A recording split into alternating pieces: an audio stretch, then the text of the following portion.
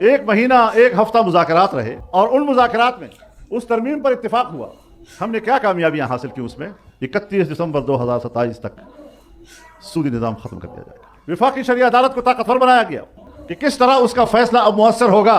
مولانا فضل الرحمان صاحب نے کہا ہے کہ 26ویں آئینی ترمیم میں ہم لوگوں نے جو شکیں پاس کروائی تھی، یعنی ایک تو وہ اس شک کی بات کر رہے تھے جس میں کہا گیا تھا کہ 31 دسمبر 2027 تک پاکستان سے سود کا خاتمہ کیا جائے گا. اس معاملے میں حکومت بالکل توجہ نہیں دے رہی. دوسرا، وفاقی شرعی عدالت کو بااختیار بنایا جائے گا. اس معاملے میں کوئی غور ہی نہیں کر رہے، حکومت اس پر توجہ نہیں دے رہی. آج کل حکومت جو بھی قانون سازی کر رہی ہے، ایک تو اس میں مشاورت نہیں کرتی.